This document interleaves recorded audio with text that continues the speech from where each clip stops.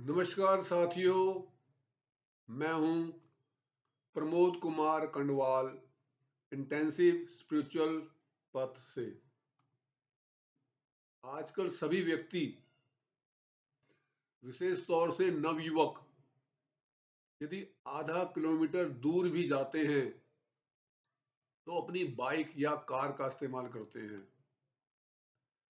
इसके लिए उन्हें पेट्रोल और डीजल खरीदना होता है। पहले के समय में 10-20 किलोमीटर की दूरी भी हमारे पूर्वज पैदल ही पार करते थे। अब कहने को यह बहाना हो गया है कि हमारे पास समय की कमी है, इसलिए हमें बाइक और कार का इस्तेमाल करना पड़ता है, जिसके लिए हम डीजल और पेट्रोल को खरीदते हैं और उसकी पूरी पेमेंट भी करते हैं। और हम यह विचार नहीं करते कि छोटी छोटी दूरी को भी बाइक से तय करने पर हम अपने शरीर को तो खराब कर ही रहे हैं, साथ साथ वे वनस्पति और जानवर जिन्होंने लाखों साल पहले अपना बलिदान देकर जमीन के नीचे लाखों साल तक दबकर अपने आप को तेल के रूप में उत्पन्न किया, यह सीधा उनका अपमान है। हम उनकी कुर्बानी का दुरुपयोग कर रहे हैं, जबकि यह सीमित साधन हमें किसी बहुत जरूरी दूरी तय करने के लिए करने चाहिए, ताकि हम इनका लंबे समय तक उपयोग करके स्वयं की भी भलाई कर सकें और इनका सम्मान भी कर सकें। हमें यह नहीं भूलना चाहिए कि दुनिया में तेल का स्टॉक 40-50 साल के बाद समाप्त हो जाएगा। यही व्यवहार हमारा बिजली के साथ होता है। हम ड्राइंग रूम में बैठे होते हैं और हमारे बेडरूम, किचन और टॉयलेट की बिजली जलती रहती है। पेमेंट करके हम बिजली विभाग से तो बच सकते हैं, मगर ऊर्जा का दुरुपयोग करके हम उस भगवान से नहीं बच सकते जिसने यह दुर्लभ शक्ति हमारी सुविधा के लिए उत्पन्न की है, तथा मनुष्य को दिमाग दिया है कि उसका आविष्कार करके मानव भलाई में इसका उपयोग करें। हमारे घर में जल रही अतिरिक्त बिजली दूसरे के घर में लोड शेडिंग का कारण बनती है।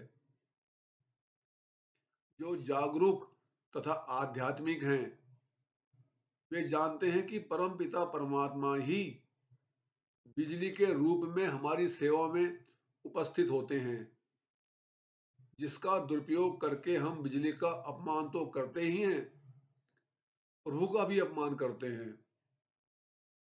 हम पूजा पाठ करके प्रभु का इतना सम्मान नहीं करते जितना उनका दिन में कई बार अपमान करते हैं।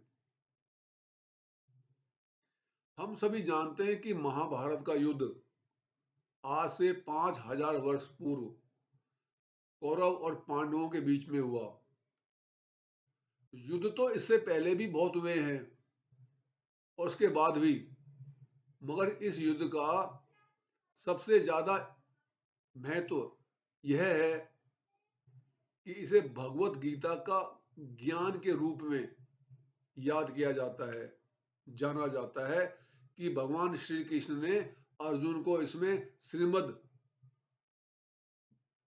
भगवत गीता के माध्यम से हमें अपने राजनैतिक, सामाजिक, आर्थिक तथा धार्मिक कर्तव्य के प्रति सतर्क किया और अंत में कहा कि मेरी शरण में रह करके सारे कार्य करो, आप सफलता भी प्राप्त करोगे और कर्ता भाव के परिणाम से भी बच जाओगे। अर्जुन ने तो श्री कृष्ण जी की सभी बातों को मानकर युद्ध किया, उसे कोई पाप भी नहीं लगा, वह युद्ध जीत भी गया और उसका युद्ध समाप्त भी हो गया, वह भी सिर्फ 18 दिन में। मगर हमारा युद्ध आज भी चल रहा है। सही मायने में श्री कृष्ण जी ने यह गीता अर्जुन के माध्यम से हम सबको सुनाई थी। जो अर्जुन भगवान श्री कृष्ण के जीजा जी थे, क्या वो इतने मूर्ख थे, इतने अनजान थे कि उनको समझाने के लिए श्री कृष्ण जी को गीता का सर्वश्रेष्ठ ज्ञान देना पड़ा? अर्जुन तो हर प्रकार से इतने योग्य थे कि उन्होंने अपनी छोटी बहन की शादी अर्जुन के साथ अपने बड़े भाई बलराम की इच्छा के खिलाफ की। उन्होंने अपनी छोटी बहन सुभद्रा को अर्जुन के साथ भाग जाने की सलाह दी तथा उस कार्य में अपनी अहम भूमिका भी निभाई।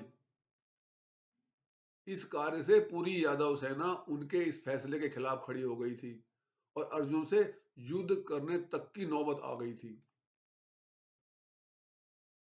अर्जुन का युद्ध तो 18 दिन में ही समाप्त हो गया, मगर हमारा युद्ध जो लाखों साल से आज तक चल रहा है वो समाप्त नहीं हुआ है और ना ही उसकी निकट भविष्य में समाप्त होने की कोई संभावना है, जब तक हम भगवान श्री कृष्ण जी की गीता में दी गई शिक्षाओं के अनुसार नहीं चलेंगे।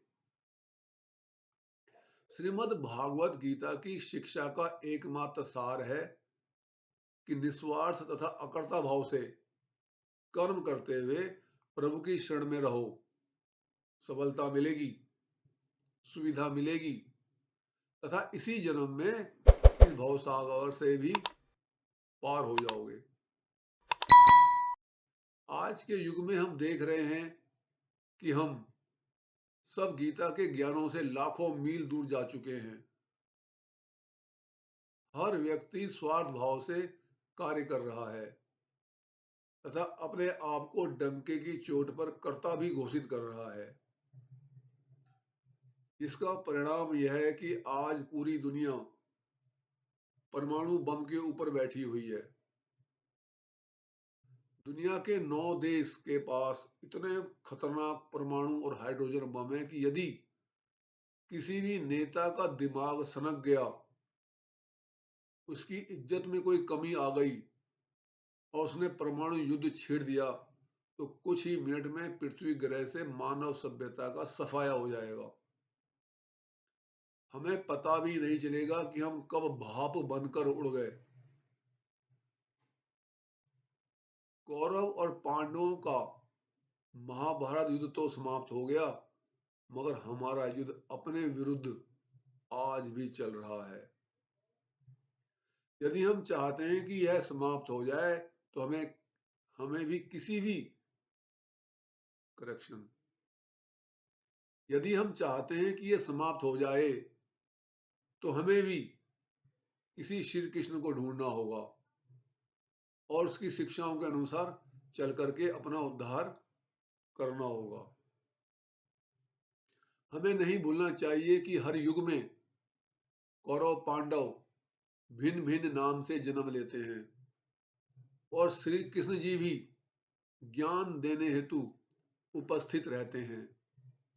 सिर्फ उन्हें पहचानने की जरूरत है।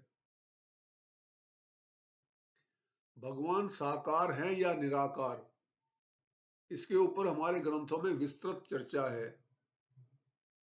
फिर भी अधिकतर यही मानकर चलते हैं कि प्रभु अरूप हैं, उनका कोई रूप नहीं है। तो जो अरूप हैं तो उनका रूप कैसे हो सकता है?